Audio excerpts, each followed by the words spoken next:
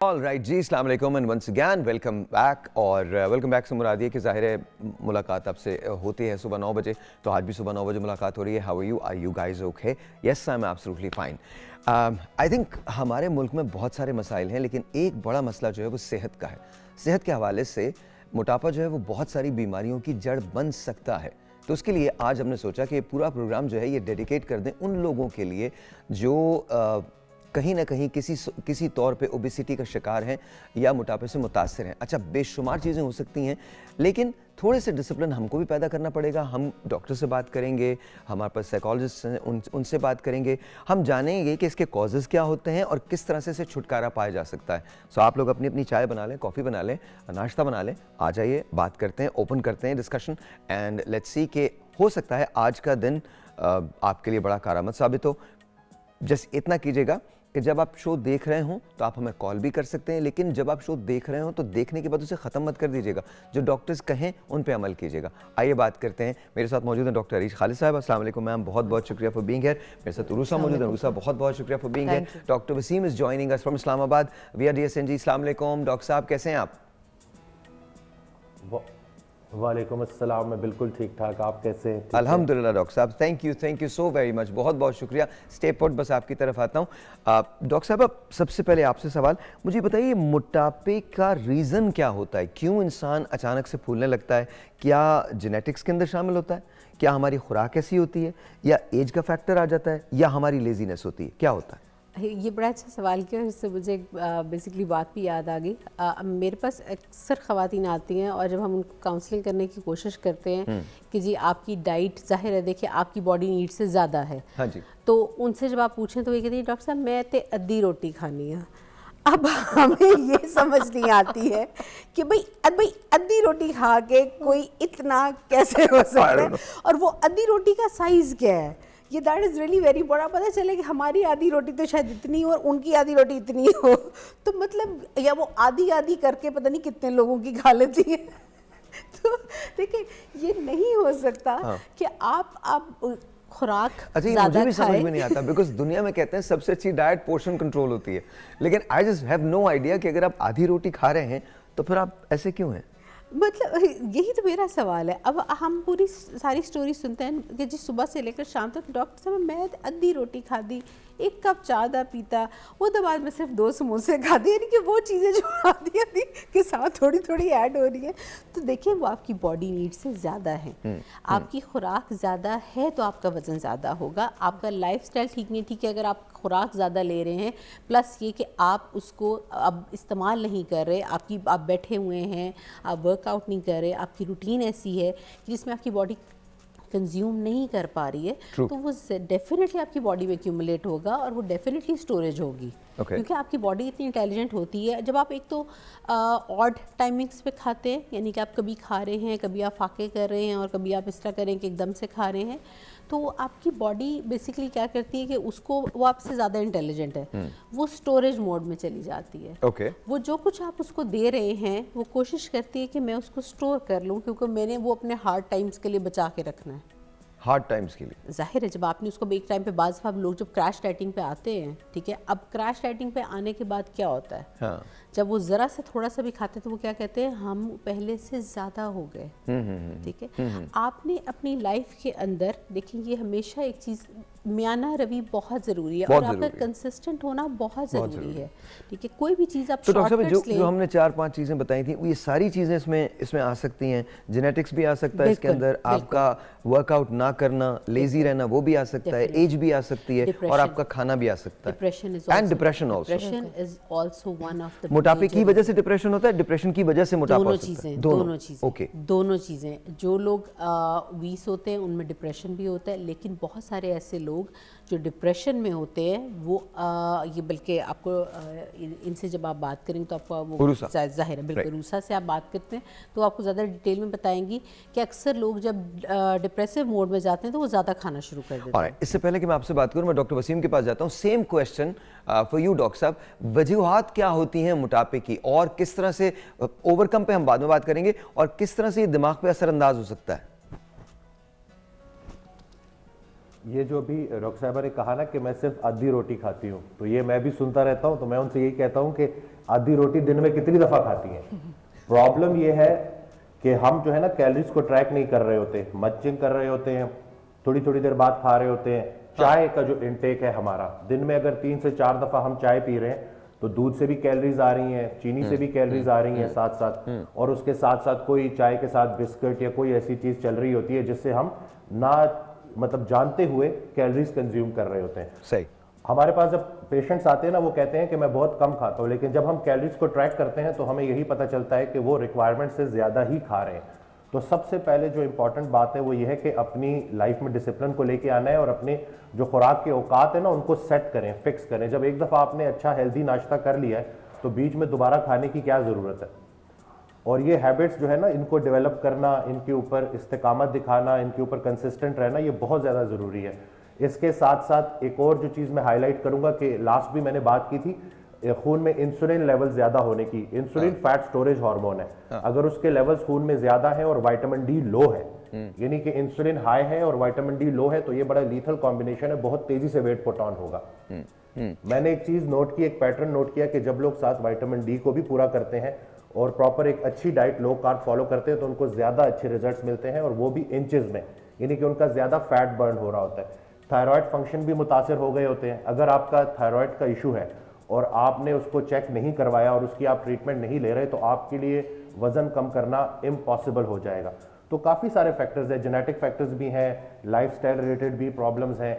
तो बस यही है, इन्हीं चीज़ों के ऊपर हम काम करेंगे और जब प्रॉपर डाइट को मॉडिफाई करेंगे, सेट करेंगे, तो इंशाल्लाह बड़ा इजीली हम वेट पे काबू पा सकते हैं। अच्छा, मैं आपकी तरफ आता हूँ। और उसमें मुझे बताइएगा कि अगर कोई ओबेसिटी का शिकार है या ओबेसिटी की तरफ जा रहा है तो वो मेंटली किन चैलेंजेस से गुजर रहा होता है, आपको आके क्या कह रहा होता है, क्या कन्फाइड कर रहा होता है आपके अंदर? बेसिकली सबसे पहले जो हमारे पास प्रॉब्लम आती है वो ये आती है कि लो सेल्फ इस्टीम हो जाती है और लैक ऑफ सेल्फ कॉन्फिडेंस उस बंदे में बहुत ज़्यादा हो जाता है। लोगों को मुझे फेस कुछ अच्छा करना, नहीं लग रहा, हाँ, मुझ पे कुछ ठीक नहीं लग रहा एंड ऑल दैट। जी, लोगों को फेस करना, उनसे मिलना, बिल्कुल ही वो सोशली डिस्कनेक्ट कर लेता है अपने आप को लोगों से।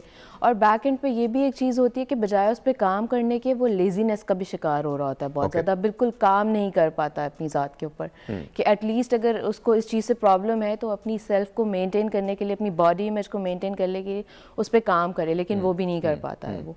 फिर उसके बाद जो हमारे पास इशू आता है, डिप्रेशन बहुत ज़्यादा हो जाता है। डिप्रेशन इंसान को बहुत ज़्यादा लो फीलिंग देता है, जिसकी वजह से एंग्जाइटी के डिफरेंट फेजेस से उन्हें गुजरना पड़ता है। क्या अगर वो ये सब फील करता है तो उसके बाद उसके वेट में ज़्यादा इजाफा हो जाता है? बिल्कुल हो जाता है। Okay. क्या होता है कि बजाय वर्कआउट करने के और उसको फॉलो अप करने के, वो उस डिप्रेशन में ही शायद अपने आप को इन्वॉल्व कर लेता है बहुत ज़्यादा कि उससे बाहर ही नहीं निकल पाता है। ऑल्सो अगर उसके पास कोई सपोर्ट सिस्टम नहीं है जो उसे गाइड कर सके, सिर्फ उसके पास यही चीज़ है कि लोग उसे कर्ज करेंगे, तो डेफिनेटली उसके लिए मुश्किल हो जाएगा। अच्छा जी, हम एक ब्रेक लेते हैं। ब्रेक के बाद जब वापस आऊँगा तो हमने अक्सर एक जुमला सुना है, अगर आप पतले दुबले हैं कह दिया जाता है कि आप फिट नहीं हैं, लेकिन अगर आप खाते पीते हैं तो कहा जाता है नहीं नहीं बहुत खाता पीता, बस बिल्कुल ठीक है, एकदम फिट है। तो हमारे यहाँ ये कॉन्सेप्ट है, इसके बारे में बात करेंगे। और फिर सबसे बेहतरीन डाइट कौन सी है? आप सबको बहुत डाइट का शौक है ना कि डाइट पे चले जाएं, डाइट पे चले जाएं, डाइट पे। तो लेट्स टॉक अबाउट कि जी सबसे बेहतरीन डाइट कौन सी है। मैं अपने जो गेस्ट हैं उनसे रिक्वेस्ट करूंगा कि वो उन लफ्ज़ों में, आसान लफ्ज़ों के अंदर आपको बताएं, ताकि हम सबको पता चल सके कि अगर हमें वेट लूज़ करना है तो फिर मैं क्या पैटर्न फॉलो करना है, कौन सी डाइट फॉलो करनी है। और सबसे पहला क्वेश्चन जो है वो ये है कि खाते पीते घराने से हैं जी, हम तो खाते पीते रहते हैं, तो I just don't understand this. एक छोटा सा ब्रेक लेते हैं, ब्रेक के बाद बात करेंगे। ऑलराइट जी, वंस अगेन जी, ये तो हमारा ताल्लुक तो खाते पीते घराने से है, तो हम तो कभी खाना पीना छोड़ नहीं सकते। अल्हम्दुलिल्लाह हमारे बड़ों ने कभी नहीं छोड़ा, तो हम क्यों छोड़ेंगे इंशाल्लाह। और हमारे यहाँ 2-3 तरह के खाने होते हैं। मुल्क को खा लिया जाता है, जायदाद को खा लिया जाता है, हक़ को खा लिया जाता है, मेरिट को खा लिया जाता है। फिर पीना भी 3-4 किस्म का होता है। एक वो जो मुझ और आप जैसे लोग पीते हैं, वो साफ़ भी पानी नहीं मिल सकता आपको पीने के लिए। और दूसरा किस्म का पीना वो जो मखसूस औकात में हमारे यहाँ होता है, और उसके बाद फिर खैर जाने दें, इससे पहले कि मुझे भी लोग ले जाएं, बात नहीं करते, यहीं पर ख़त्म करते हैं। तो डॉक्टर साहब ये क्या कॉन्सेप्ट है कि अगर खाते पीते हो तो तुम ठीक हो, तुम फिट हो, लेकिन अगर तुम पतले दुबले हो तो तुम्हारे साथ कोई प्रॉब्लम है? मैं I was trying to convince one of my patients के मतलब he came to me for the liposuction. तो मुझे कहते हैं डॉक्टर साहब ज़्यादा फैट नहीं निकालना, क्योंकि देखें जी जिसके वजूद में वज़न नहीं है उसकी बात में वज़न भी नहीं होगा। सीरियसली? यस। मतलब like, कहते हैं पतले बंदे की तो इज्जत ही कोई नहीं है, उसकी तो बात ही कोई नहीं सुनता। मैंने कहा ये भी सही है। मतलब मैंने कहा क्या जब इस किस्म के जुमले आते हैं आपका क्या दिल चाहता है, आप क्या करें? मैं तो ऐसे ही हंस पड़ती मतलब लाइक मैं वही कहती हूँ, मैंने कहा नहीं आप ठीक कह रहे हैं। असल में मैंने अब तक जो पढ़ा ना वो गलत था, मुझे पढ़ाने वाले लोग गलत थे, मैंने जो बुक्स पढ़ी वो भी गलत थी। असल में मुझे आपसे पढ़ना चाहिए थिंग इज कि देखिए पहली बात ये कि आपका अगर अपना उसमें नहीं है ना जहन तैयार, कोई आपके लिए कुछ नहीं कर, कोई डॉक्टर कुछ नहीं कर सकता, कोई साइकोलॉजिस्ट कुछ नहीं कर सकता, आपकी बीवी कुछ नहीं कर सकती, आपकी माँ कुछ नहीं कर सकती, आपको कोई बेबी सेट नहीं कर सकता। ये मॉडिफिकेशंस आपने अपनी लाइफ में खुद लेकर आनी है, ठीक है। और आपको अगर ये लगता है कि सब कुछ आपके लिए डॉक्टर ही कर देगा और वो आपको, दिस इज़ नॉट पॉसिबल, ठीक है। आपको वो सारी चीज़ों में चेंजेस लेकर आने हैं, लेकिन मेडिकल इश्यूज़ को रूल आउट करना भी बहुत ज़रूरी है। अच्छा, जिस वक्त हम सारे मेडिकल पढ़ रहे होते हैं तो उसमें तकरीबन अप्रॉक्सीमेटली अगर आप, और ये हमारे लिए ना बड़ा लाइफ सेविंग चीज़ भी एक होती है, 90% जो बीमारियों के कॉजेज़ है ना उसमें आपकी एक आपका ड्रग यूज़ होता है और एक आपकी ओबेसिटी होती है। तो ये आपने पेपर में बचना है ना तो ये लिख दो तो ये तो लाजमी कॉज में है आप ये, और लिटरली 90% कॉजेज़ की वजह ओबेसिटी है। Really? Yes. 90% causes. आपके देखिए हार्ट के इश्यूज, आपके लिवर के इशू, लंग्स के इशू, bones ठीक के है, issue. इवन बोन्स के इशू, हार्मोन्स के इशू, बच्चियों में आजकल कितना कॉमन है पीसीओएस हो रहा है, ठीक है। ये सब का सब रिलेटेड है आपके मोटापे के साथ। अच्छा, हमने कुछ वॉक्स पॉप्स किए हैं, पहले मैं आपको वो दिखाता हूँ, फिर इसके बाद हम लोग बात को कंटिन्यू करते हैं। एक टेलीफोन कॉल भी है, let's take a phone call, let's see who this is online. अस्सलाम वालेकुम।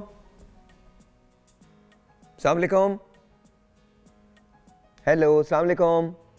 हेलो, अस्सलाम वालेकुम। वालेकुम जी सर। हेलो जी, अस्सलाम वालेकुम। आपका नाम? जी, मैं अब्दुल रहमान बात कर रहा हूँ लाहौर से। जी अब्दुल रहमान, कहिए क्या कहना चाहते हैं? मुझे मोटापे के बारे में बात करनी थी कि मेरी एज अभी से 25 इयर्स है। ठीक है। और मुझे मोटापा मेरा 95 केजी वेट अभी से हो गया है। 95 केजी वेट हो गया है? जी। अच्छा, मैं एक काम कीजिए, आप लाइन पे रहिए, मैं डॉक्टर वसीम से कहता हूँ आपसे बात करते हैं। डॉक्टर साहब जरा इन कॉल को लीजिए तो सही, देखें तो सही कि क्या है। अस्सलाम वालेकुम। जी अब्दुल रहमान, डॉक्टर साहब बता रहे हैं आपको, बोलिए। जब 25 ईयर एज है और वेट 95 केजी ऑलरेडी हो गया है। 25 ईयर एज है, 95 केजी से ज्यादा वेट हो गया है।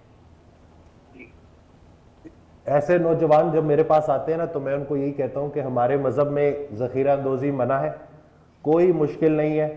प्रॉपर तरीके से अपने जो है लाइफ में एक्सरसाइज को लेके आए, जिम ज्वाइन कर सकते हैं तो बेहतर है, नहीं तो हल्की फुल्की बेसिक बिगिनर लेवल की जो एक्सरसाइज है उससे स्टार्ट ले। ये जो बाहर का खाना है, ये जो हम होम डिलीवरियां करवा रहे होते हैं और प्रोसेस्ड फूड जो है इजीली अवेलेबल है, इससे थोड़ा सा साइड पे हो जाए। हेल्दी ब्रेकफास्ट करें, दही का इस्तेमाल करें, एग्स का इस्तेमाल करें, सब्जियों का इंटेक रखें, और सबसे बढ़कर जैसे डॉक्टर साहिबा ने कहा ना कि अपने जहन को प्रॉपर तैयार करें। जब तक आप खुद तैयार नहीं है कोई आपकी मदद नहीं कर सकता। आने वाली मुसीबत का वक्त से पहले पता चलना भी अल्लाह का इनाम है। अगर अभी 25 साल की उम्र में आपका 95 केजी वजन है तो आगे जाके खुदा ना खास्ता कोलेस्ट्रॉल के मसले, शुगर का मसला हो सकता है। तो बस अभी ही अपनी जो ईटिंग हैबिट्स हैं उसको चेंज करें, कुदरती फूड की तरफ आएँ, वाटर इनटेक अपना अच्छा रखें, स्लीप का पैटर्न सेट करें। एक चीज़ अगर आप देख लेंगे ना कि अगर आप जल्दी सोएंगे और जल्दी जागेंगे और अपनी ब्रेकफास्ट को ही चेंज कर लेंगे तो आप देखेंगे कि आपकी भूख काफ़ी हद तक कंट्रोल हो जाएगी। एक तजुर्बा कीजिएगा कि सुबह उठ के 2 डबल रोटी के पीस खा लें और उसके बाद अपनी भूख को देखें कि कितनी जल्दी भूख लगती है, और उसके बजाय अगर आप 2 उबले हुए अंडे खाएंगे और फिर नोट करें कि कितनी देर बाद भूख लगती है। तो सिर्फ अपनी लाइफ में हल्की फुल्की एक्सरसाइज को लाने से, अपनी कैलोरीज को रिस्ट्रिक्ट करने से, कुदरती फूड की तरफ जाने से आप बहुत इजीली वेट को रिड्यूस कर लेंगे। यंग है तो इतना मुश्किल नहीं होगा इसको। अच्छा डॉक्टर साहब, कहीं ऐसा तो नहीं है कोई थायराइड का प्रॉब्लम हो, कोई और प्रॉब्लम हो, कोई ऐसा प्रॉब्लम हो, ऐसा पॉसिबिलिटी है इनको डॉक्टर के पास जाना चाहिए या नहीं? बिल्कुल जी, ये भी देखना जरूरी है कि कहीं अंडरलाइन कोई बीच में थायराइड फंक्शन तो आपके खराब नहीं हुए हुए। इसलिए ये जो इंसुलिन रेजिस्टेंस का टेस्ट है, विटामिन्स की कमियों के टेस्ट हैं, थायराइड के टेस्ट हैं, ये डॉक्टर के पास जाके लाजमी करवाएं। हम जब भी किसी से पूछते हैं कि लास्ट आपने टेस्ट कब करवाए थे, तो वो कहते हैं कि जी हमें तो याद ही नहीं कि हमने कब करवाए थे। तो इतना गाफिल ना रहे। वो गाफिल की आंख तब खुलती है जब बंद होने वाली होती है। तो अल्लाह पाक आपको सेहत दे और बस जाए और डॉक्टर के पास प्रॉपर टेस्ट करवाएं और प्रॉपर किसी प्रोफेशनल बंदे से अपना डाइट प्लान बनवाएं। अच्छा, आप बताइए, जब लोग आपके पास आते हैं तो क्या कहते हैं? आपसे कहते हैं कि आप डाइट प्लान बना दें, क्या उस डाइट को फॉलो भी करते हैं, या आपसे कहते हैं कि आप कोई मिरेकल कर दें और अचानक से हम पतले होना शुरू हो जाएं? बेसिकली वो बहुत ज़्यादा अपसेट होते हैं इस चीज़ को लेके। देखिए, मैं जब भी आते ना तो एक पहली बात जो मेरी होती है, मैं यही कहता हूं कि बड़ी कामयाबियां बड़ी देर के बाद मिलती हैं और आपने इस्तिकामत के साथ चलना है और छोटे छोटे स्टेप्स लेके पहाड़ की चोटी को चंद कदमों से तय किया जाता है। तो स्टेप बाय स्टेप चलेंगे। पहले तो उसका जहन बना दिया कि अगर आप इधर महीने के लिए आए हैं तो कोई फायदा नहीं है, आपको प्रॉपर इसमें 6 मंथ्स लगाने पड़ेंगे और फिर उसको आगे भी एज ए लाइफस्टाइल कंटिन्यू करना पड़ेगा। तो इसी तरह से अभी थोड़ी देर पहले हमारी बात हो रही थी। अक्सर अजीब तरह की बातें करते हैं लोग ना। जब मैंने परहेज की इतने फायदे बताए तो आगे से कहते हैं कि जी नहीं डॉक्टर साहब, मैं परहेज से परहेज करता हूँ। तो अब ऐसे बंदे की हम क्या मदद करेंगे जो परहेज ही नहीं करना चाहता। अच्छा, रूसा, जब आते हैं, अभी डॉक्टर साहब ने एक बड़ा कमाल जुमला बोला, आपसे भी मैं यही सवाल करूंगा। वो वेट पुट ऑन करने में तो 30 साल लगा देते हैं जी, लेकिन वेट रिड्यूस करना हो तो कहते हैं कि 2 दिन के अंदर हो जाए। Exactly. ये क्या साइकी है? उनकी एक्सपेक्टेशंस यही होती हैं कि अभी आए तो एक सेशन में सब कुछ ठीक हो जाए, जबकि नहीं होता। अगर आपके 30 इयर्स वेट पुट ऑन में लगे हैं तो आपको एटलीस्ट ये माइंड में बिठाना है कि 30 सेशंस लगेंगे in order to overcome that. Whether के एक महीने में एक सेशन है या एक हफ्ते में एक सेशन है, फॉलो अप डिपेंड करता है आपकी सिचुएशन पे। एक और क्वेश्चन आपने मुझसे जो पूछा कि वो आपसे क्वेश्चन क्या करते हैं आके, उनके माइंड में ये क्वेश्चन बिल्कुल नहीं होता, क्योंकि उनको रियलाइजेशन ही नहीं होती कि वो अपनी डाइट इंटेक बैलेंस ले रहे हैं या अनबैलेंस ले रहे हैं। सीरियसली? एग्जैक्टली, उनको पता ही नहीं होता कोई भी चीज़। जो मेरे पास क्वेरीज आती हैं उसमें ये होता है कि हमें अब डिप्रेशन हो रहा है, हम सोसाइटी में निकल नहीं पा रहे, मेरा दिल नहीं करता, मैं किसी को फेस नहीं कर पाता, मुझे इसको बताएं ट्रीट कैसे करना है। उनको ये रियलाइजेशन होती ही नहीं है बिल्कुल भी कि बैलेंस करना बहुत ज़्यादा ज़रूरी है। डाइट कौन सी होनी चाहिए, कौन सी नहीं होनी चाहिए। Even I am not a nutritionist, लेकिन मैं उनको गाइड करती हूँ कि आप अपने फूड को स्नैक्स बना लें, लाइक 4 टाइम्स अ डे लें, लेकिन उसकी क्वांटिटी इतनी होनी चाहिए, पोर्शन साइज। एग्जैक्टली। एक telephone call let's you this on. अस्सलाम वालेकुम। वालेकुम अस्सलाम, दुनियावाला से बात कर रहा हूँ। मैं वसीम साहब से बात करना चाह रहा हूँ। जी जी बोलिए। मेरा क्वेश्चन ये था कि मेरा वेट पहले था 100 प्लस, मेरी एज है वो 40 है, ठीक है। 107 kg मेरा वेट था। तो जो मैं वेट कम करते करते मैं 90 kg पे आ गया था। लेकिन अब ये हुआ है कि थोड़े टाइम में जो है ना वो मेरे वेट फिर दोबारा से बढ़ना शुरू हो गया। तो मुझे उसके लिए क्या करना चाहिए? डॉक्टर साहब, 90 kg वेट उन्होंने कम कर दिया था, 17 kg कम किया था, 107 पे था और अब दोबारा से बढ़ना शुरू हो गया। 40 इयर्स की एज है, क्या करना चाहिए? देखिए, जब भी हम वेट लॉस की बात करते हैं तो उसमें वेट लॉस में जो हमने फोकस करना है वो फैट लॉस है। जितना हमारा मसल स्ट्रेंथन होगा ना, उतनी हमारा मेटाबॉलिज्म फास्ट होगा, उतना हमारा एक्टिव होगा, उतनी हमारी कैलोरीज की रिक्वायरमेंट ज्यादा होंगी। जब बहुत सारे लोग वजन कम करना शुरू करते हैं वो सिर्फ स्केल को देख रहे होते हैं, लेकिन उसमें होता यह है कि ज्यादा मसल लॉस हो जाता है। तो उसके बाद जैसे ही वो दोबारा खाना शुरू करते हैं तो तेजी से वेट पुट ऑन करते हैं। तो रिकॉम्पोजिशन एक टर्म है कि जिसका मतलब है कि चर्बी को जलाना है और मसल्स को मजबूत करना है। तो उसमें मैं इनको यही बोलूंगा कि स्ट्रेंथ ट्रेनिंग करें, फुल बॉडी वर्कआउट्स करें और साथ साथ अपनी डाइट में प्रोटीन को हाई रखें। जितना हम डाइट में प्रोटीन को हाई रखते हैं ना, उतना ही हमारी एपेटाइट भी कंट्रोल रहता है। सर, ये अक्सर हमें कॉल करते हैं सर, अपना एक थर्मिक इफेक्ट होता है। डॉक्टर साहब ये अक्सर हमें कॉल करते हैं, इन्हें हम जानते हैं, पर्सनली भी जानते हैं। तो उसके लिए तो उठना भी पड़ेगा ना सर, जिम भी जाना पड़ेगा, उसके लिए तो सर सांस भी लेना पड़ेगा सर। ये तो ये चाह रहे हैं कि ना, क्योंकि दोस्त हैं हमारे, हम जानते हैं ना, तो ये चाह रहे हैं कि बगैर सांस लिए, बगैर कुछ किए आप बस हाथ लगाएं और दूर से ही लगा लें, कोई ज़रूरत भी नहीं है पास आने की, और बस वजन कम हो जाए। बस फिर हम सारे मिलके लिए हाथ उठा के इज्तिमाई दुआ कर लेते हैं इनके लिए। शायद वो काम कर जाए। अच्छा जी, मैं एक ब्रेक लेता हूँ, ब्रेक के बाद हम 2 बातें करेंगे। पहली बात तो ये कि डॉक्टर साहब, आपके पास जब लोग आते हैं और ये कि जी मुझे 2 दिन के अंदर, 2 घंटे में, 3 घंटे में बिल्कुल सही कर दें, मेरी स्किन ग्लो करने लगे, मेरे बाल घने हो जाएं, मेरा पेट जो है वो बिल्कुल कम हो जाए, मैं बिल्कुल स्लिम हो जाऊं, तो आप उसको रिस्पॉन्ड, और फिर क्या ऐसा कोई क्विक फिक्स है? पहली तो बात ये।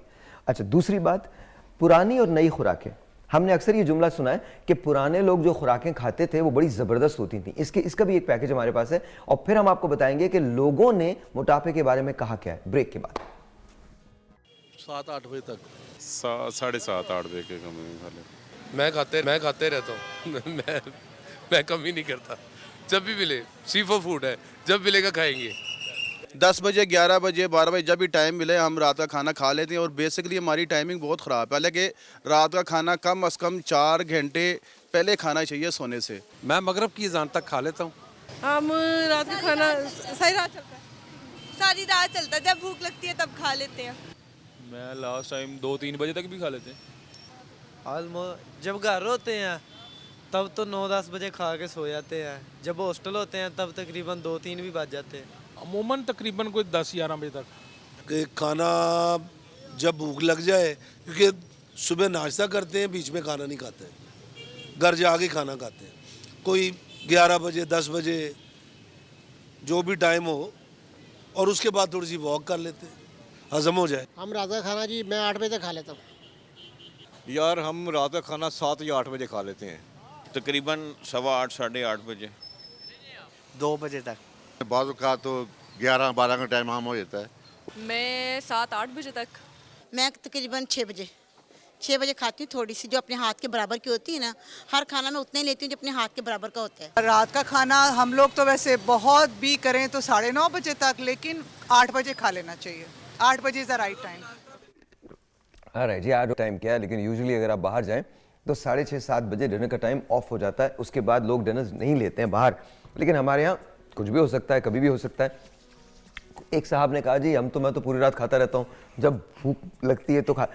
So how do you feel about that? जिस आपने मेरे से पूछा था कि लोग आके कहते हैं कि जी 2 दिन में आप हाँ, कर दे और हाँ, ये इस तरह कर दे, तो मैं उन्हें कहती आप 2 दिन की बात कर रहे हैं, मैं तो 2 घंटे में कर सकती हूँ। कहते डॉक्टर साहब मजाक कर रही। मैं कहती शुरू तो आपने किया था मतलब वाकई मतलब मजाक है ना।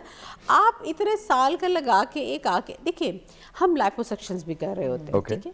अब उसके अंदर क्या होता है कि हम फैट निकालते हैं, ठीक है। अब लेकिन स्टिल उसमें भी लोगों को ये लग रहा होता है, उनका सवाल ये होता है कि आप फैट निकालेंगे, ठीक है, आपकी आंखों के सामने, हमारा फ़ौरन कितना कम होगा। देखिए उसके बाद भी फ़ौरन नहीं आपका ज़मीन आसमान का फ़र्क पड़ेगा, क्योंकि स्वेलिंग्स भी होती है, ऑफ कोर्स, ठीक है।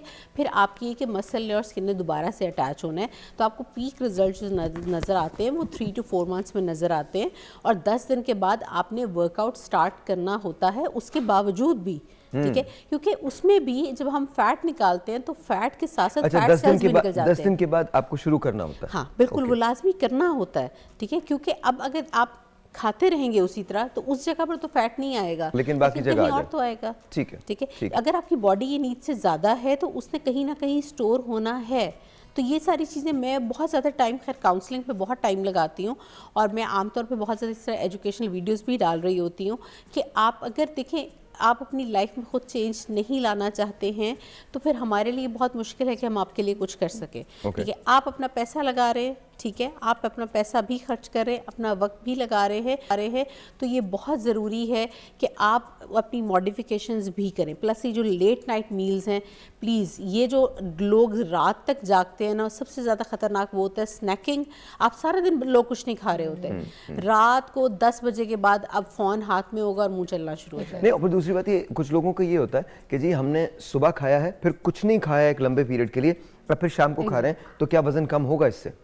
इससे बिल्कुल नहीं कम होगा। देखिए यही तो बात है कि अब आपकी बॉडी उस वक्त जा रही है बेचारी, एक स्लीप मोड में जाना चाह रही है, ठीक है। अब उसके हार्मोन्स के लेवल और हैं।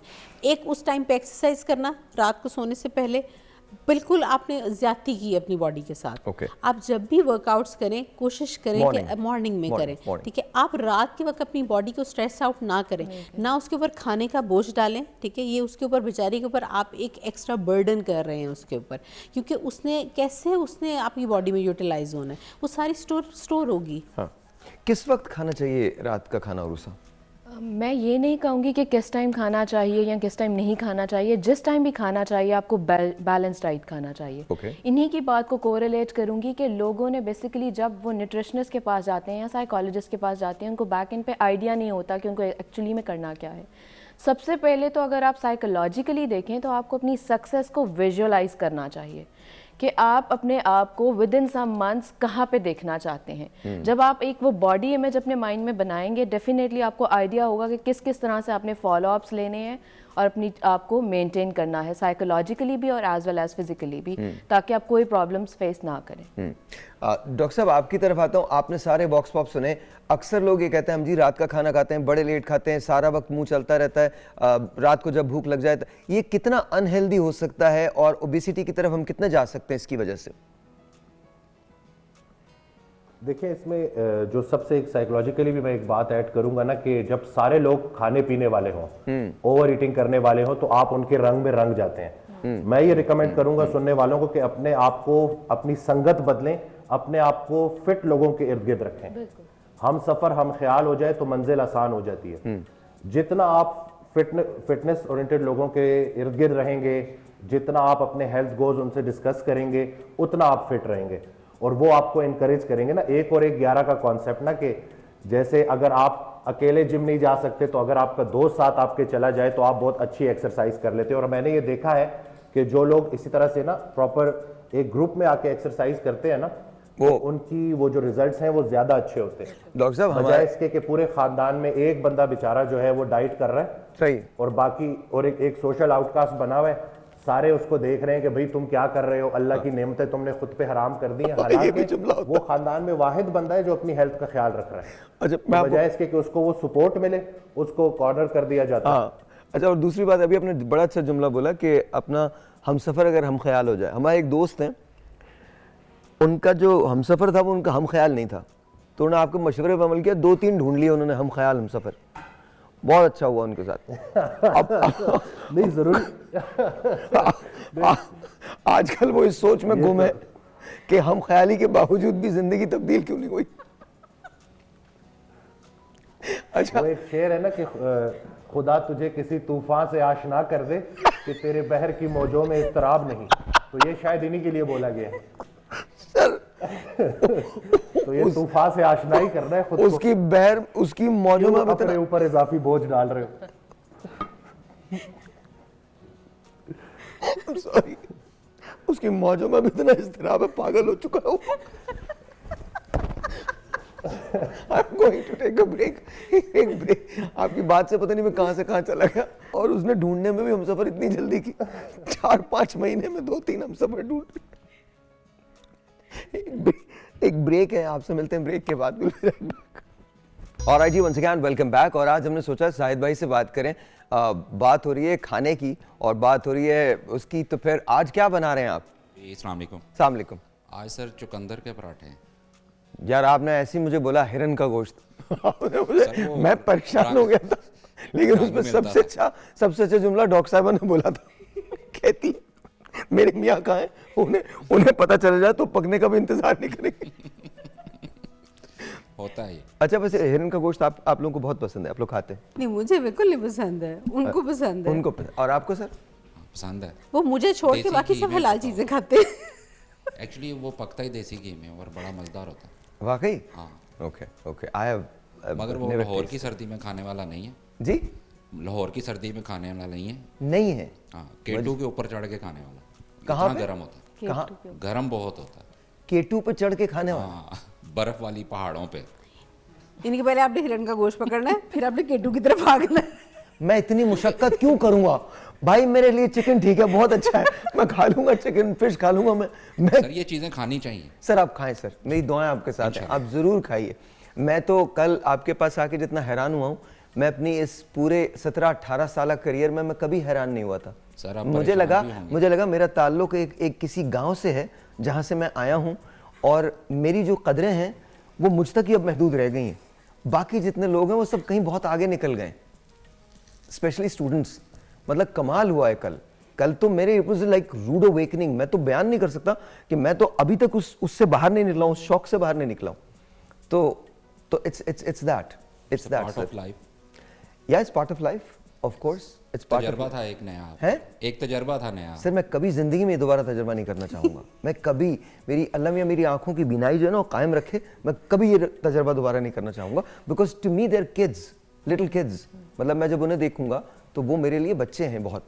तो I would want them to grow up with all the ethics that there can be. कुछ चीज़ें हैं जो हमारे लिए हम बहुत इंपॉर्टेंट होती हैं और आई थिंक वो ज़रूर इंटैक्ट रहनी चाहिए, चाहे हम कितना ही पढ़ लिख क्यों ना जाएं, कितना ही आज़ाद हो जाएं, 2024 के बजाय 5024 में चले जाएं, but there are certain values जो इंटैक्ट रहनी चाहिए और वो वहीं रहनी चाहिए, बिकॉज वो वहीं अच्छी लगती हैं।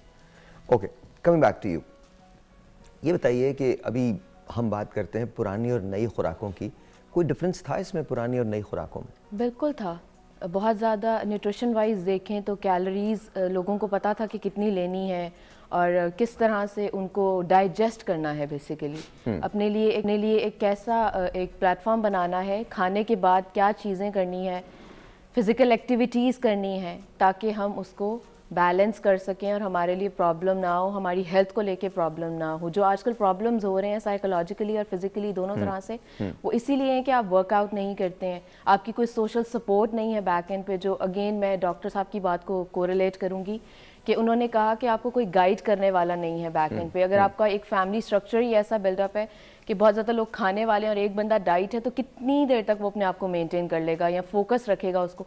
एक दिन आएगा वो कहेगा इनको भी तो कुछ नहीं हुआ, डेफिनेटली मुझे भी कुछ नहीं होगा। तो एक टेलीफोन कॉल लेते हैं, let's see who this is on. अस्सलाम वालेकुम। वालेकुम सलाम जी, आपका नाम? उबैद, रावलपिंडी से। जी उबैद, कैसे हैं आप? ठीक हैं? शुक्र अल्हम्दुलिल्लाह। जी सर, क्या कहना चाहते हैं? आप कैसे हैं? अल्लाह का शुक्र, बिल्कुल ठीक ठाक। क्या कहना चाहते हैं? अच्छा, दो सवाल करना चाहूँगा अगर आप इजाज़त दें। जी जी, प्लीज प्लीज प्लीज।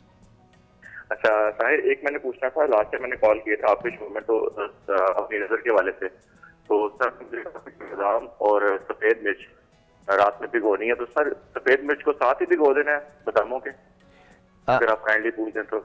क्या कह रहे हैं आप? सर मैं पूछ रहा हूँ कि सर से ना मैंने कहा था मेरी नज़र वीक है ना। हाँ हाँ, आपको शायद याद हो, परसों मैंने कॉल की थी, तो रहा था कि बिल्कुल बादाम बिल्कुल पानी में भिगो के, हाँ, और साथ सफ़ेद मिर्च साथ उसी पानी के अंदर भिगोनी है जिससे हम बादाम भिगोए होंगे। जी बिल्कुल, लेकिन सेपरेटली भिगोनी है ना, बादाम और वो अलग अलग भिगोने, लेकिन एक साथ। जी सर बिल्कुल, बस सर ये मुझे कंफ्यूजन था सर एक, और दूसरा एक मेरा सवाल था सर। Ji please. ऐसा सवाल तो नहीं था सर, ये आपको दुआ देने के लिए मैंने कॉल की थी कि आपने लास्ट टाइम मोटापे के वाले से मैंने पूछा था अपनी वाइफ का ना कि उनका पहले फैट बहुत ज्यादा है, और यहाँ पर आप एक डॉक्टर साहब उन्होंने बताया था 7 मिनट वर्कआउट आप नेट पर सर्च करें। बिल्कुल। तो सर अभी तकरीबन 4-5 दिन से मैं उनको करवा रहा हूँ वो चीज, और उससे माशाल्लाह बहुत अच्छे रिजल्ट है। आपको दुआ देने के लिए कॉल की कि सर माशाल्लाह देखें, ये भी सबके जारी है, किसी को एक अच्छा मशवरा दे देना। Thank you thank you. बहुत ज्यादा जो है ना इससे तब्दीली भी आई है उनकी बॉडी के अंदर भी, और एक बहुत पॉजिटिव जो है वे में अभी वो मजीद जो है वो बूस्ट अप हुई है कि जो हमने मजीद भी करना है उसको बेहतर। तो सर ये मैं चाहता हूँ कि आपने इसको ना जारी रखना है अपने शो के अंदर इन चीजों को। बहुत सारे लोग हैं ऐसे जो चाहते हैं, पूछते नहीं है, बात नहीं करते, लेकिन हो सकता है बहुत सारे लोग ऐसे भी हो जिन्होंने ये सुना और इससे उनको सपोर्ट मिली हो। तो सर ये आप बहुत अच्छा काम कर रहे हैं, बस आपने इसको रोकना नहीं है, मेरी रिक्वेस्ट है आपसे। Thank you so much Ubaid, बहुत बहुत शुक्रिया। दैट वाज डॉक्टर कंजा जिन्होंने ये बात की थी कि 7 मिनट वर्कआउट करें and it's very very effective, तो ये मुबारकबाद उनकी है। Thank you so very much, बहुत बहुत शुक्रिया। ब्रेक लेते हैं, ब्रेक के बाद और आई जी वंस अगैन वेलकम बैक, और एक और वॉक्स पॉप पे जाते हैं, देखें कि लोग क्या कहते हैं, फिर इसके बाद हम बात करेंगे। हमारे साथ तीनों गेस्ट हैं, वो तशरीफ रखते हैं, ऑफ कोर्स आपकी कॉल्स जो हैं वो हम ले रहे हैं। Please watch this. गर्म पानी में थोड़ा सा लेमन और शहद डाल के मिक्स करके पिएं तो मोटापा और सलाद का इस्तेमाल करें। अच्छा, मोटापे के लिए तो ये है कि पूरी दुनिया में लोग सुबह मॉर्निंग में उठते हैं और उनके पार्क आबाद है। उनके लिए यही है कि जिन मुल्कों के पार्क आबाद होते हैं उनके अस्पताल वीरान होते हैं। हमारे पार्क आबाद नहीं, हमें पार्क आबाद करने की ज़रूरत है। और पाँव देखें, हमारी बॉडी हमारे पिलरों के ऊपर खड़ी हुई है, पिलर्स हैं हमारे पाँव। जब हम लोग सुबह सोते रहते हैं मॉर्निंग में तो वो फिर हमारे जोड़ों में दर्द और ये सब कुछ निकलता है। मैं अपने सब पाकिस्तानी भाइयों बहनों से यही कहूँगा, उठें मॉर्निंग में, नमाज़ पढ़ें और साथ वॉक लाजमी करें। 1 घंटा अपने आप को लाजमी दें। मोटापे के लिए ये ज़्यादातर पुदीना, इलायची छोटी और पानी का इस्तेमाल ज़्यादा किया जाए और खाना का हजम करके लेटा जाए तो बेहतर रहता है इंसान। मोटापा भी नहीं आता, कमज़ोरी भी नहीं होती। मोटापा कम करने के लिए तो मैं खुद ढूंढ रही हूँ, वैसे तो कोई इशू नहीं है कि बादी चीज़ें ना खाएं, बस यही टूट गए।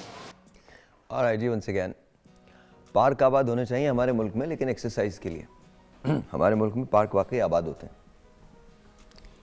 वो दोपहर के टाइम पे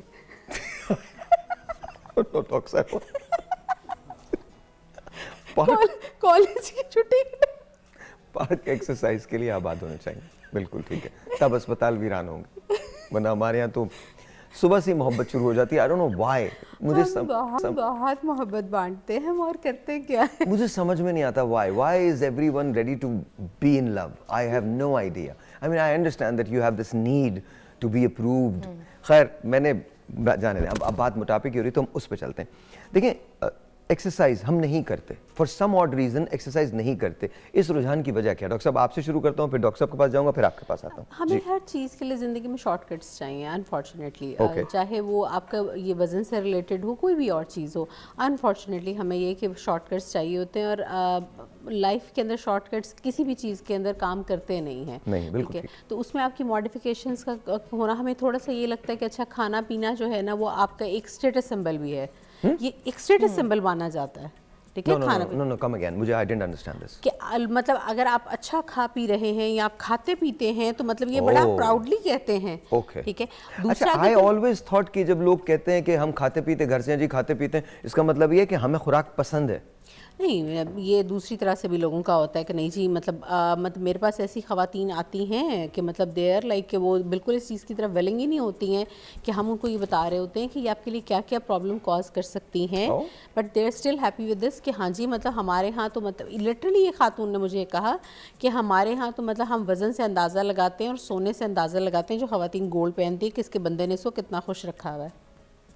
All right, एक telephone call, I have no idea why. अस्सलाम वालेकुम जी, कैसे हैं आप या कैसी हैं आप? वालेकुम सलाम जी, बिल्कुल ठीक ठाक। सर भी कैसे हैं आप? अल्लाह का शुक्र, बिल्कुल ठीक ठाक। सर सवाल मुझे मोटापे की बात करनी थी। मेरा वजन 120 केजी था, तो मैंने वेट लूज किया तो वो मेरा 75 पे आ गया था। ओके, इस वजह से मेरी स्किन लटक गई है। स्किन लटक गई है? मतलब मुझे अच्छा ठीक है ठीक है ठीक है, मैं पहले डॉक्टर साहब की तरफ आता हूँ, फिर डॉक्टर साहब की तरफ जाऊंगा। जी बताइए, कह रहे हैं स्किन लटक गई है? Crash dieting. क्रैश डाइटिंग, जब आप सडनली वेट लॉस करते हैं, ये भी बड़ी एक गलत चीज़ है, ठीक है? आपकी स्किन का लूज होना इस चीज़ की इंडिकेशन है कि आपने उसको टाइम नहीं दिया, ठीक है? अब जब आपका तेज़ी से वज़न गिरेगा, ठीक है, तो जब आप आहिस्ते आहिस्ते ग्रेजुअली करते हैं तो क्या होता है आपकी स्किन भी साथ अडेप्ट करती चली जाती है, ठीक है? लेकिन जब आप बहुत तेज़ी के साथ करते हैं उसका सबसे बड़ा साइड इफ़ेक्ट यही है कि आपकी स्किन लटक जाती है, और उसके लिए हमारे पास फिर कोई ऑप्शन नहीं होती सिवाय इसके कि अब हम आपकी स्किन को कट करके रीस्टिच करें। डॉक्टर साहब कोई ऐसा गुर है जिससे स्किन को दोबारा से अपनी पुरानी हालत में लेके आ जाए, लेकिन कोई इन्वेसिव प्रोसीजर ना हो? मैं इसमें थोड़ा टाइम लगेगा, लेकिन अब इन साहब को चाहिए कि ये अपनी उसी स्किन को अपने लीन मसल मैस से भरे। जितना मसल मैस ये ऐड करते जाएंगे ना तो उतना उतना स्किन वापस जगह पे आती जाएगी। उस तरह से तो नहीं हो सकती, लेकिन अभी जो एकदम से ये जो लटकी हुई एक स्किन की जो एक लुक होती है ना, वो बंदे को बड़ा डीमोटिवेट कर रही होती है। तो इसलिए स्ट्रेंथ ट्रेनिंग, मसल ट्रेनिंग करें, हाइपरट्रॉफी वर्कआउट, मसल्स को बढ़ाएं। उससे यह है कि वो जो स्किन जो लूज हो गई है ना वो भरना शुरू हो जाएगी मसल से। हमारे पास बहुत सारे पेशेंट्स हैं जिन्होंने क्रैश डाइटिंग करके जो है यही उनका नतीजा निकला था कि उनकी स्किन लटक गई थी, लेकिन 1 साल लगा उनको अपने मसल मैस को बेहतर करने में। उसके साथ फिर यह है कि स्किन वापस काफी हद तक बेहतर हो गई थी।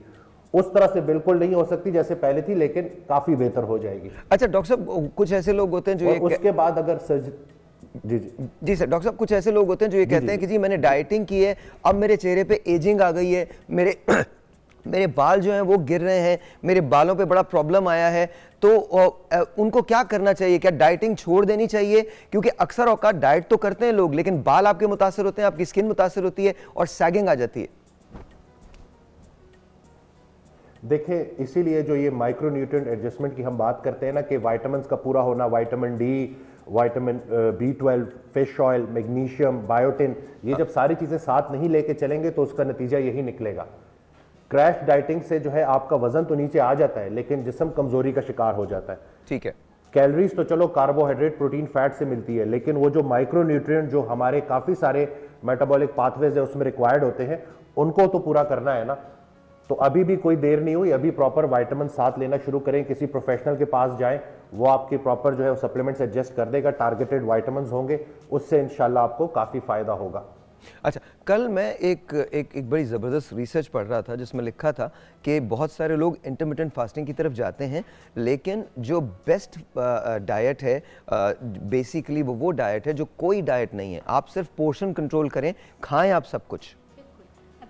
बिल्कुल के साथ ये सब कुछ हो रहा है, जैसे आपने कहा कि चेहरे से रौनक जा रही है। आपने जो जी डॉक्टर साहब, जी बोलिए, जी बोलिए डॉक्टर साहब। जी, मैं ये कह रहा हूँ कि आपको सिर्फ पता चल जाए ना कि आपने खाना क्या है, उसमें पोर्शन कार्बोहाइड्रेट का कितना होगा, प्रोटीन का कितना होगा, फैट का कितना होगा। एक सबसे बड़ा मसला जो हमारी सोसाइटी का है, जो हमारे लोगों का है, कि हम प्रोटीन इंटेक हमारा बहुत लो है।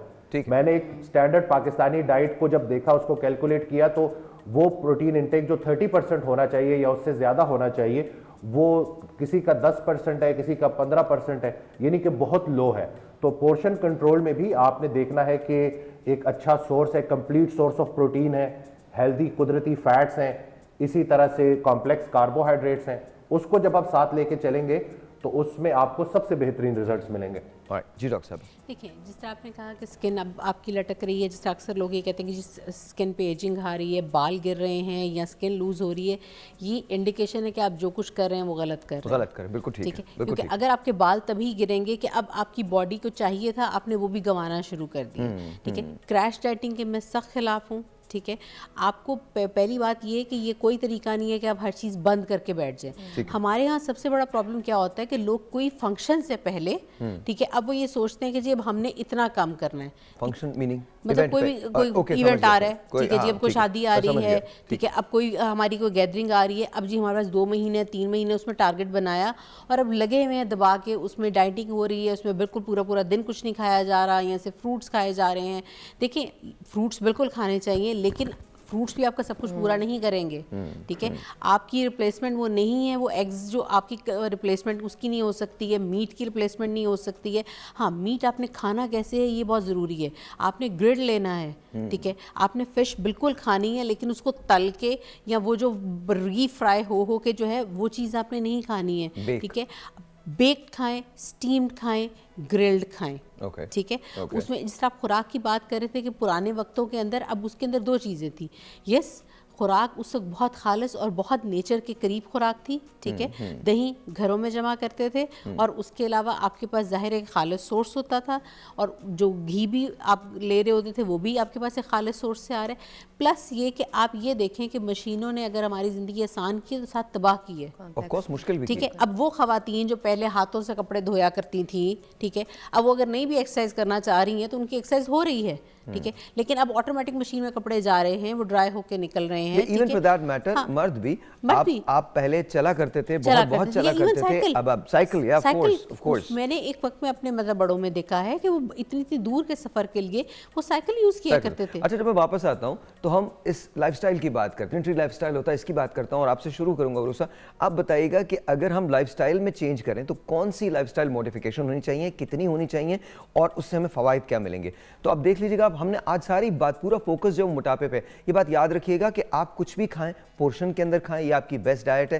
प्रॉपर अपने कार्ब्स लें, प्रॉपर अपनी जो कुछ आप ले सकते हैं आप वो लीजिए। आपको मिलना चाहिए हर चीज़ जो आपकी बॉडी डिजर्व करती है, आपकी बॉडी रिक्वायर करती है, लेकिन उसके लिए ज़रूरी ये है कि आपको पता हो कि आपको करना क्या है। ब्रेक के बाद किसी 70 बरस के तंदुरुस्त और चाको चौबंद बुजुर्ग को काबिल रश्क निगाहों से देखते नौजवान अक्सर कहते सुनाई देते हैं, कमाल फिटनेस है, पुरानी खुराकें खाई हुई हैं। पुरानी खुराकें हैं या कोई और लाइफस्टाइल है जिसने उम्र रसीदा अफराद को नौजवान को बूढ़ा बना दिया है। सुबह सवेरे देसी घी या मक्खन का पराठा, साथ दही, लस्सी या दूध का गिलास, इसके बाद सख्त मेहनत और मशक्कत। किसी काम से निकलना है तो पैदल या साइकिल पर, फिर ताज़ा सब्जियां, फल और गोश्त खाकर बगैर टिकार लिए फिर काम पर जुट जाना। खालिस खाना, अच्छा सोचना और शुक्र अदा करना ही शायद इन बुजुर्गों की सेहत का राज है। इन सादा मिजाज बूढ़ों का मवाजना अगर आजकल के नौजवान से किया जाए तो बर्गर बच्चों और नौजवानों का ये हाल है कि इतने नाजुक मिजाज है कि जरा हवा चली नहीं कि उनकी हवाइयाँ उड़ने लगी। किसी को फ्लू है तो किसी के मसल्स का मसला, तो किसी की सांस जरा सी सीढ़ी चढ़ने से फूल जाती है।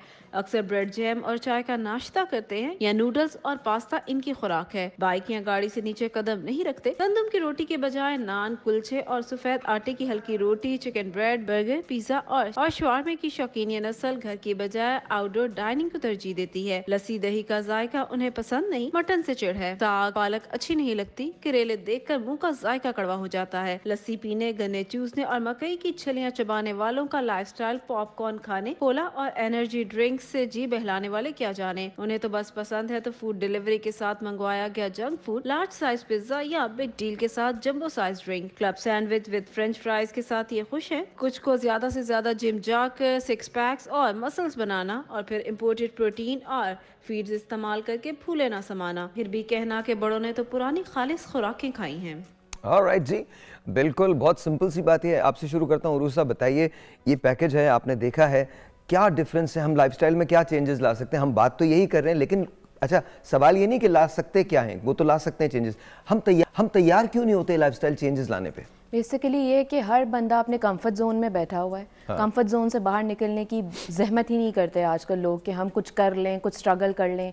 अब आपने अगर अपने आप को फिट देखना है या डेफिनेटली अपनी डाइट मेंटेन करनी है तो फर्स्ट ऑफ ऑल तो आपको ऑर्गेनिक फूड्स लेने पड़ेंगे। एग्जैक्टली, आपने देखा होगा कि अब काफ़ी लोग इस चीज़ को फॉलो भी करें, लेकिन लिमिटेड एक अमाउंट है या लोगों का एक पॉपुलेशन है जो इस चीज़ को फॉलो करता है। और लोगों ने अब अपने फार्म्स में या अपने घरों में ऑर्गेनिक सब्जियां वगैरह या ऑर्गेनिक फ्रूट्स वगैरह उगाना शुरू कर दिए हैं, लेकिन ये एक लिमिटेड लोग हैं। अगर आप परसेंटेज में बात करें तो मे बी 10% लोग आपके ये फॉलो कर होंगे, बट 90% इज़ मोर इनटू कि फूड ऑर्डरिंग कर दें और घर पे आपके खाने आ जाए। आप स्ट्रगल नहीं करते कि आप उठें और खाना बना लें। पुराने लोगों में आपने देखा होगा कि वो क्यों, उनकी औरतें भी स्मार्ट रहती थी, वो इसीलिए रहती थी क्योंकि वो हर वक्त मील्स घर वालों के लिए बनाती थी। लोग घरों में ही खाने खाते थे और फार्म्स से अपने फ्रेश फूड्स लेकर आते थे और उसको कुक किया जाता था। दूसरी चीज़ ये कि हेल्दी लाइफस्टाइल को आप अपने माइंड में पोर्ट्रे क्या करते हैं। एक होता है कि मीडिया पोर्ट्रेयल ऑफ चीज़ें हैं, लेकिन दूसरी चीज़ है कि आपका माइंड क्या पोर्ट्रे कर रहा है। कुछ लोग ऐसे होते हैं जो उन्होंने मीडिया से इन्फ्लुएंस होकर अपने माइंड में एक इमेज बनाई होती है, जैसे कि इन्होंने कहा कि एकदम से वो वेट रिड्यूस करते हैं, उनको ये पता नहीं होता कि slow and steady wins the race एक एग्जांपल है। और डेफिनेटली जब आप स्लो प्रोसीजर्स में जाएंगे, वो नेचुरल प्रोसीजर्स होंगे, आप प्रोफेशनल हेल्प लेंगे, आपको वो ज़्यादा बेहतर बता सकते हैं रादर कि आप अपने ओन पे कोई भी चीज़ इम्प्लीमेंट करें जिसका आपको बैक एंड पे ये ना पता हो कि इसका बेनिफिट होगा या कोई नुकसान हो सकता है। डॉक्टर वसीम, ये मुझे बताइए कि हम जब बात करते हैं पुराने और नए खानों की, तो क्या खानों में फ़र्क आया है? और जो आप बात करते हैं कि जहन साजी, लोगों की जहन साजी नहीं है, हम आमादगी इस बात पे क्यों जाहिर नहीं करते कि हमने अपने आप को तब्दील करना है? देखिए, पुराने लोगों में और आजकल के लोगों में एक सबसे बड़ा फर्क जो है ना, वो जो फैट का इंटेक है, जो जिसमें खाना पक रहा है। जैसे पुराने लोग देसी घी, मक्खन इसका इस्तेमाल ज्यादा करते थे, आज अगर आप देख लें कि जो ये मार्केट में अवेलेबल है ऑयल, ये पॉली अनसैचुरेटेड फैट है। इसमें सबसे ज्यादा डबल बॉन्ड है। जितने ज्यादा डबल बॉन्ड होंगे उतनी ज्यादा ऑक्सीडेशन होगी, उतनी ज्यादा खून की नालियों में सोजिश होगी, उतनी ज्यादा दिल की बीमारी होगी, उतना ज्यादा ब्लड प्रेशर बढ़ेगा। तो एक चेंज जो आप इस प्रोग्राम के बाद अपनी लाइफ में लेके आए ना, तो मैं आपको बोलूंगा कि अपने खानों को जिस तेल में आप पकाते हैं उसको चेंज करें। सरसों का तेल, देसी घी, मक्खन, इसी तरह से कोकोनट ऑयल, ऑलिव ऑयल, जो भी आपकी अफोर्डेबिलिटी है, तो उसमें आप जाएं और इसको चेंज करें। अगर आप इस सोजिश बढ़ाने वाले ऑयल में खाना पका रहे हैं, तो अगर आप घर में भी खा रहे हैं तो आप जहर ही खा रहे हैं। तो इसलिए जो फैट आप जिसमें आप अपने फूड को प्रिपेयर कर रहे हैं, ये बहुत आसानी से आप इस चीज को चेंज कर सकते हैं। मेरे बहुत सारे पेशेंट्स हैं जिन्होंने ना सिर्फ अपने घर में बल्कि अपने रिश्तेदारों को भी उन्होंने यही जो है रिकमेंड किया कि आप कम से कम एटलीस्ट अगर कुछ और चेंज नहीं कर सकते तो ये जो फैट का इंटेक है ना, इसको आप चेंज कर लें। अल्लाह के बनाए हुए फैट अच्छे थे, हैं और हमेशा रहेंगे। जितना सैचुरेटेड फैट है वो अब पहले ये बताया जाता था कि सैचुरेटेड फैट बुरे हैं और अनसैचुरेटेड फैट अच्छे हैं, लेकिन इसका अगर दूसरा मतलब यह है कि अल्लाह के बनाए हुए सारे फैट बुरे हैं और इंसान के बनाए हुए अच्छे हैं, तो ऐसा नहीं हो सकता। जो खुदा ने जो एक अल्लाह ताला ने जो एक हमारे लिए रिस्क का जरिया रखा है, वो हमारे लिए उसमें शिफा भी है और उसमें उसके साथ साथ और भी बहुत सारे बेनिफिट्स हैं। तो इस चीज को जरूर जो है अपनी लाइफ में लेके आइएगा। डॉक्टर साहब, सेम क्वेश्चन टू यू। जिस तरह मैं तो पहले ही यही बात कर रही थी कि इवन इसके चलने से पहले ही कि ज़ाहिर है कि पहले आपकी रूटीन्स भी बहुत अच्छी थी, फिजिकल वर्कआउट्स, यानी कि आपको उस तरह से जिमिंग की ज़रूरत नहीं थी क्योंकि आपकी वैसे फिजिकल एक्टिविटी बहुत ज़्यादा थी, प्लस आप नेचर से बहुत ज़्यादा क्लोज थे। इवन ख़वातीन हैं तो वो घर के काम जिस तरह से कर रही हैं उनकी नौयत बड़ी इस तरह की होती थी कि उनको कोई मतलब उनकी फ़िज़िकल एक्सर्शन रहती थी उसमें। लेकिन देखिए still there are medical issues, अब ज़ाहिर है वो किसी भी वजह से हो गए तो बहुत ज़रूरी है, we are here to help you out. अब हमारे पास अब आजकल के दौर में अगर आप करना चाहते हैं, ठीक है, तो आपकी हर तरह से मदद की जा सकती है। We have weight loss injections, we have fat loss injections, we can remove your fat, but still उसमें आपका भी हमें थोड़ा आउटपुट चाहिए होता है। आपकी अपनी इनपुट बहुत ज़रूरी है और ये आपकी अपनी सेहत के लिए बहुत ज़रूरी, इसलिए नहीं कि आप खूबसूरत नज़र आएंगे, this is one of the reason, ये आपका डिप्रेशन भी कम करेगा, वो उसकी बाय प्रोडक्ट है, ये वो उसकी बाय प्रोडक्ट, लेकिन वो इसलिए कि आपको वो 70 बीमारियों से बचा देगा। बिल्कुल ठीक है, आपको हाइपरटेंसिव होने के चांसेस तकरीबन ख़त्म हो जाते हैं, आपके डायबिटिक होने के चांसेस तकरीबन ख़त्म हो जाते हैं, आपकी कोलेस्ट्रॉल से रिलेटेड जितने आपके हार्ट के इश्यूज़ हैं उनके चांसेस ख़त्म हो जाते हैं। तो आपने मोटापा इसलिए ख़त्म करना है कि आप बीमारियों से बच सकें, ठीक है। आपने अगर बाद में ये दवाइयाँ 10 खानी हैं और आप लेकिन बचना चाहते हैं इस सब से, तो बेहतर है कि ये वो वक्त है आपको जब भी रियलाइज़ हो जाता है, it's never too late, it's never too late. मैं आपसे अपनी एक बात शेयर करता हूँ कि I gone through an episode of something very serious, और वो एक ऐसी टिकिंग क्लॉक थी मेरे लिए, एक ऐसी रूड अवेकनिंग थी कि मुझे डिसाइड करना पड़ा कि अब मुझे क्या अपने लाइफस्टाइल में चेंजेस करनी है। अच्छा, कम से कम मैंने बहुत सारी चीज़ों में जहाँ मैंने कॉम्प्रोमाइज़ नहीं किया, जहाँ मैं चेंज नहीं कर सकता, इस वक्त एडजस्ट नहीं कर सकता because time does not permit me, लेकिन खाने के मामले में मैंने अपनी डाइट को बेहतर कर लिया बिकॉज मुझे ये पता है कि I am what I eat, what I intake. सवाल ही नहीं पैदा होता कि अब वो एक ज़माना था, अब खाता मैं अब भी सब कुछ हूँ, लेकिन extreme portion control, extreme portion control, because मुझे बिल्कुल अच्छा, उसका सबसे बड़ा फ़ायदा क्या हुआ, आई हैव मोर एनर्जी, मेरे अंदर ज़्यादा एनर्जी है, आई हैव मोर फोकस, मेरे अंदर ज़्यादा फोकस है। आपको मुसीबतों का सामना करने के लिए जिस कन्विक्शन की ज़रूरत होती है वो भी आपके अंदर पैदा हो जाती है। अच्छा, फिर somehow my brain cells have started working more, वो चीज़ें जो मैं कभी नहीं सोचता था मैं अब सोचने लगा हूँ। सिर्फ मैंने एक लाइफस्टाइल में चेंज किया है कि मैंने अपनी डाइट को तब्दील कर लिया। एक ब्रेक लेते हैं, ब्रेक के बाद एक बहुत बड़ा इशू है कि की वजह से बीमारियां कौन कौन सी होती है, specially blood pressure, heart attack end of course sugar and जोड़ों का दर्द, इसके बारे में बात करेंगे ब्रेक के बाद। जी once again welcome back. Doctor Waseem, आपसे पूछता हूँ, ज़ियाबतीस यानी शुगर, जोड़ों का दर्द, ऑफ कोर्स दिल का मामला, दिल के अमराज, ये तमाम, हाई ब्लड प्रेशर, ये सारी की सारी चीज़ें जो हैं ये हो सकती हैं अगर आप ओबेसिटी की तरफ जाते हैं या आप ओबीस हो जाते हैं।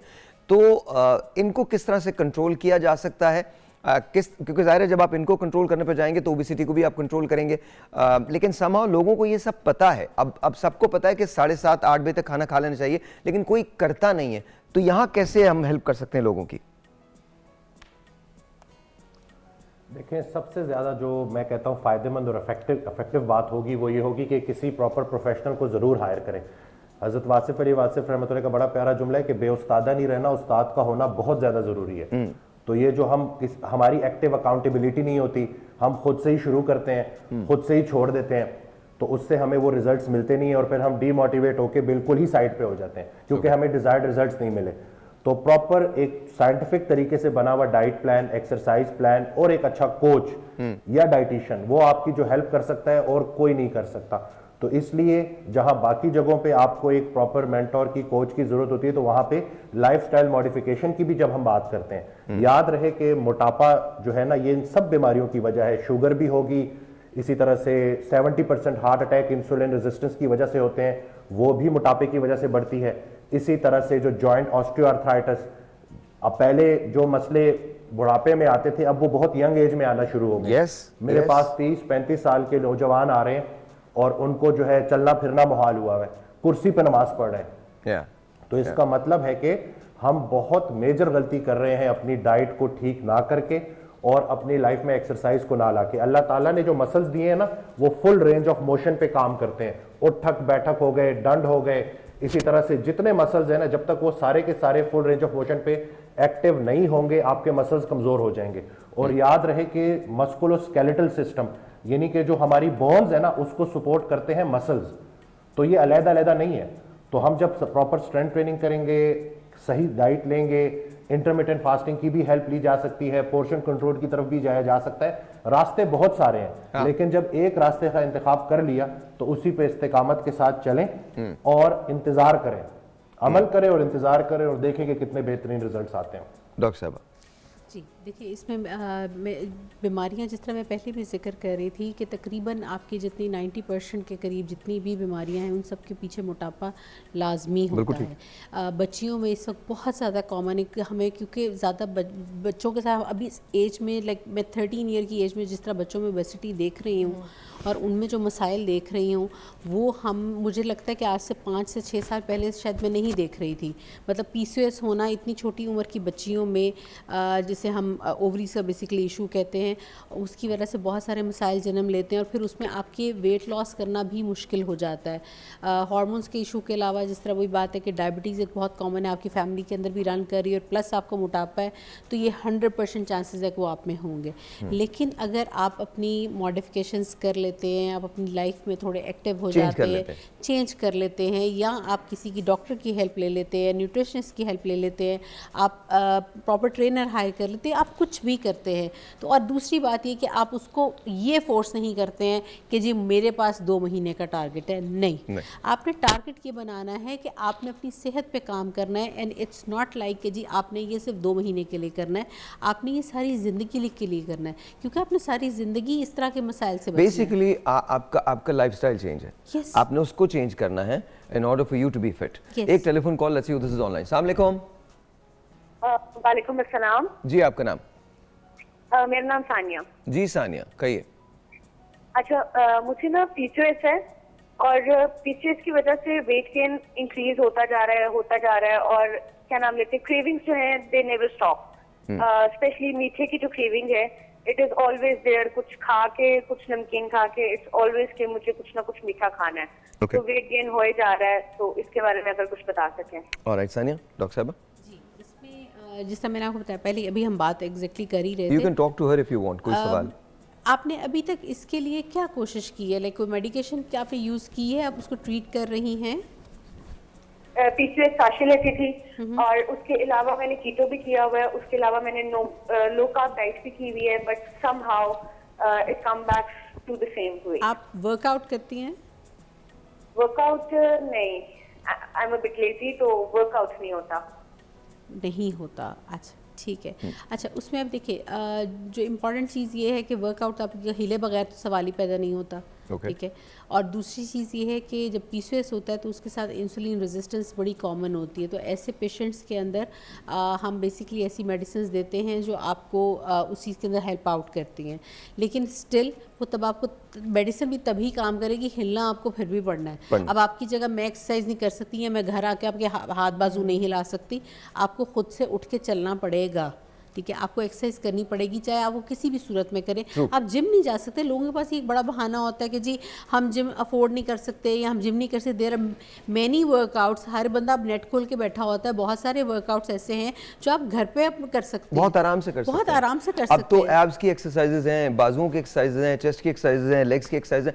आई मीन मैं आपको बता रहा हूँ कि आप करना चाहे सब कुछ कर सकते हैं, ये सिर्फ they are all lame excuses. तो आप इनको क्या मशवरा देंगी सानिया को? मेरा सबसे जो इनको मशवरा यही है कि आप डॉक्टर को चेक करवाएं, क्योंकि ये बहुत ज़रूरी है कि इसका अर्ली आपके जितनी जल्दी है इसको आप रूल आउट करेंगी, क्योंकि आपको मेडिसिन की ज़रूरत होती है, लेकिन प्लस साथ वर्कआउट शुरू करें। सवाल ही पैदा नहीं होता कि वर्कआउट आप डाइटिंग कर लें, जितनी मर्जी कर लें, मैं आपको लिख के दे रही हूँ, आपके वजन में कोई फ़र्क नहीं पड़ेगा और जितना बढ़ता जाएगा उतना रेजिस्टेंट होता जाएगा। अच्छा, ये बताइएगा उर्सो कि बच्चों के अंदर जो ओबेसिटी है अब वो बढ़ती जा रही है, तो उसकी वजह से क्या वो किसी साइकोलॉजिकल प्रॉब्लम का शिकार होते हैं? बिल्कुल होते हैं। बच्चों को बेसिकली बचपन एक एज होती है, सर्टेन एज होती है जिसमें बच्चा हमें मोटा गोल मटोल सा अच्छा लगता है, प्यारा लगता है, लेकिन जब वो 10-11 साल का होने लगता है तो तब ये चीज़ उसके लिए प्रॉब्लमैटिक हो सकती है। लेकिन उस स्टेज पे भी कुछ लोग उसको बहुत ज़्यादा हाइप दे रहे होते हैं कि नहीं तुम तो बड़े प्यारे लगते हो, लेकिन उनको बैक एंड पे ये पता नहीं होता कि स्कूल में या किसी सोशल सर्कल में वो बच्चा क्या क्या चीज़ें उसको फेस bully कर किया रहा है। जाता है, बहुत सारी और चीज़ें होती हैं। बहुत ज़्यादा Body बुली shaming किया होती है। जाता है, बॉडी शेमिंग होती है, उसकी अपनी माइंड में जो बॉडी इमेज होती है उसको समझ में नहीं आता कि how do I look like, you know. एक चीज़ है कि being fat is hard, being fit is hard. दोनों तरह से दुनिया आपको कभी भी जीने नहीं देगी, ठीक है। तो आपने अपने माइंड को सेटिस्फाई करने के लिए अपनी आपको सेल्फ रियलाइजेशन कराना बहुत ज़्यादा ज़रूरी है। बच्चों को गाइड करना बहुत ज़्यादा ज़रूरी है। बच्चों के पास कोई सपोर्ट नहीं होता, बैक पे उसके घर वाले ही हैं या उसकी फैमिली ही है जो उसको गाइड कर सकती है। असल में इशू ये होता है कि बच्चों को सपोर्ट तो ज़रूर होती है उनके पास, असल में हम सुनते नहीं हैं। अगर आप ये चाहते हैं कि आपका बच्चा एक हेल्दी लाइफ गुजारे तो उसे सुनना शुरू करें। हमारे यहाँ मसला ये है कि आज भी 2024 में भी हम ये कहते हैं बस मैंने कह दिया ना तो मैंने कह दिया।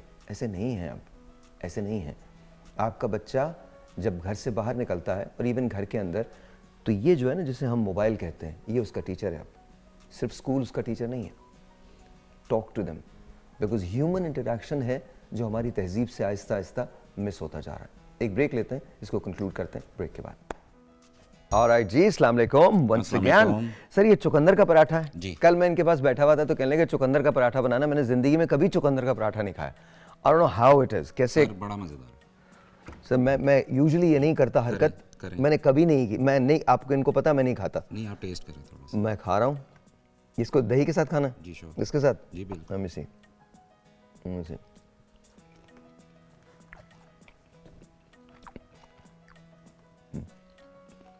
बहुत अच्छा, जेन्युइनली बहुत अच्छा। थैंक यू, जेन्युइनली बहुत अच्छा, बहुत ज़बरदस्त है। क्या डलता है इसमें? इसमें सर चुकंदर है, उसको पहले बॉईल करके, वाकई बहुत अच्छा, it's really good, very good. Boil करके उसका बड़ा उसको निचोड़ा जाता है पहले ताकि उसका पानी निकल आए। फिर उस पानी में ना थोड़ा सा फ्लोर डाल के उसको गूंदा जाता है, आटा बनाया जाता है। बहुत अच्छा। फिर उसके बाद उसको आलू मैश करके, जो भी आपने प्याज, इसमें चुकंदर भी है, आलू भी है। आलू भी हैं, उसके अंदर फिलिंग है। Very nice. थोड़ी सी फिलिंग उसके अंदर है ताकि ये टेस्ट डेवलप हो सके। लाइक आई सेड कि अगर आपको अच्छा खाना खाना है तो फिर मार्फा जाना है। थैंक यू वेरी मच, बहुत बहुत शुक्रिया, बहुत बहुत शुक्रिया। मैं ले जाऊँ श्योर, उन लोगों को तो खिला दूँ ना, वो लोग जी, मुझे इस sure, नज़र sure, से sure, देख sure. रहे हैं कि खुदा का वास्ता, मतलब तुम खुद ही इस ट्राई कर सकती हैं फिर। अच्छा आप, मैं अल्लाह की दे में तो कोई इनकार नहीं करती। अच्छा ठीक है, लेकिन टेस्ट करने के लिए इतना काफी अच्छा थैंक यू जी, बहुत बहुत शुक्रिया। You guys are welcome to try this because it's really, really, really good. Doctor साहब final thoughts, doctor Waseem final thoughts, time नहीं है, बस आप क्या कहना चाहेंगे? बहुत ज़बरदस्त। बस जी आखिरी बात जो मैं यही करूँगा ना कि अपनी हेल्थ को जो है ना वो प्रायोरिटाइज करें। दुनिया का सबसे अमीर इंसान वो है जिसके पास सेहत है और सुकून कल्ब है। तो इस सेहत को पाने के लिए कोशिश करनी होगी। अल्लाह भी उनकी मदद करता है जो अपनी मदद आप करते हैं। तो अभी ये जो अल्लाह ने आपके ऊपर जिम्मेदारी डाली है ना, आपको जो एक वजूद दिया है, तो इसकी मेंटेनेंस आपने खुद करनी है। और जिस्म की जो खुराक है, जो रिक्वायरमेंट है, वो सही खुराक है और वर्जिश है। जो इंसान अच्छा खाता है, वर्जिश करता है, वो गैर ज़रूरी अद्वियात से दूर रहता है। तो अब फैसला आपके हाथ में है कि क्या सारी ज़िंदगी दवाइयाँ खानी है और खाते रहनी है, या फिर अच्छी खुराक और वर्जिश के ज़रिए एक बेहतरीन ज़िंदगी गुजारनी है। सेहत से बड़ी कोई नेमत नहीं है। एक सेहतमंद जिस्म और एक सेहतमंद दिमाग ही सही फैसला ले सकता है। एक कमज़ोर जहन और कमज़ोर जिस्म क्या सही फैसला लेगा? तो सिर्फ आपने अपनी हेल्थ को बेहतर कर लिया ना, सारी चीज़ें खुद ब खुद सेट हो जाएंगी इंशाल्लाह। Sir thank you very much, बहुत बहुत शुक्रिया, एज ऑलवेज अ प्लेजर। बहुत शुक्रिया डॉक्टर साहब। मैम साइकोलॉजिकली अगर हम कंक्लूड करें तो मैं ये कहूँ, आप उनको प्लान्स तो देते हैं, लेकिन आई बिलीव, या जो मैं अपने क्लाइंट्स को कहती हूँ कि आप उनको इस चीज़ की रियलाइजेशन दिलाएं कि प्लानिंग और गोल सेटिंग उन्होंने करनी है अपने माइंड पे। अगर एक बंदा खुद से उसमें, जैसे कि डॉक्टर साहब ने कहा, अल्लाह ताला ने आपके लिए वसीले तो बना दिए, लेकिन मेहनत तो आपको ही करनी है पहले। और जब आप वो चीज़ करेंगे, आप एक प्लान बनाएंगे, एक बंदे के माइंड में बैक पे सेट होगा कि इतना टाइम लगेगा, तो डेफिनेटली वो उसको ज़्यादा हेल्प आउट कर सकेगा। हम उसको प्लान तो दे देंगे, लेकिन उसको ये लगेगा इतने सारे सेशंस लगेंगे, ये सारी चीज़ें हैं। तो बेहतर यही है कि बंदा प्लान बनाए। बंदे के लिए उसकी अपनी हेल्थ बहुत ज़रूरी होनी चाहिए। मेरे नाना हमेशा कहते हैं कि कुछ हो ना हो लेकिन आपकी सेहत मेंटेन हो। Absolutely ma'am. मेरा मैसेज ख़ास तौर पे माओ के लिए है। देखिए आप अपने, अब आजकल हमारी माओ के पास इतनी फुर्सत नहीं है, हम खुद मंगवा के ऑर्डर करके चीज़ें दे दें कि हमें किचन में जाना ना पड़े, क्योंकि हमने ड्रामा भी देखना है, हमने सोशल मीडिया भी देखना है। तो प्लीज़ अपने बच्चों के लिए घर पे पकाएं। दूसरी बात आप सबके लिए ये है कि अगर आपके पास ऐसे लोग हैं जिनसे आप प्यार करते हैं, उनकी खातिर अपना ख्याल रख लें, ठीक है? अगर आप अपने लिए नहीं कर सकते, उनके लिए कर लें। बहुत बहुत शुक्रिया, थैंक यू डॉक्टर साहिबा, आपका बहुत शुक्रिया। मैं अब ये बात मैंने किसी से सुनी है और जिनसे सुनी है वो बड़ी बड़ी काबिले एतमाद हस्ती हैं। ये बात मैं आपको इसी तरह से पहुंचा रहा हूँ। इवन बेनज़ीर भुट्टो साहिबा शहीद, वो अपने बच्चों के लिए ख़ुद बनाया करती थी खाना। और मतलब sometimes I do miss her. ये जो केओस हम आजकल देख रहे हैं ना, इसमें I do feel that I wish she was here. But I am not saying मेरा ताल्लुक किसी सियासी जमात से नहीं है। आपके खाना बनाने की बात पे ऑल ऑफ अ सडन मुझे वो याद आ गई। तो गॉड ब्लेस हिज सोल। सारी ज़िंदगी आपके बच्चों को, हमें अपनी माँ के हाथ का जायका याद रहता है। ऑफ कोर्स ये वो चीज़ आपको मरते दम तक नहीं भूलती, तो इस चीज़ से महरूम ना करें अपने बच्चों को। बिल्कुल नहीं। मेरी वालदा दुनिया में सबसे अच्छी दाल और सबसे अच्छे शामी कबाब बनाती हैं, इसमें कोई शक नहीं है। एंड आई थिंक बचपन से ही अगर आप उनकी बेस स्ट्रॉन्ग करेंगे तो डेफिनेटली वो ओल्ड एज में परफॉर्म कर सकेंगे। एब्सोल्युटली, आई लव यू अम्मा। सो एंड या आई शैल सी यू सून। आपसे मिलते हैं कल, तब तक के लिए खुदा हाफिज़।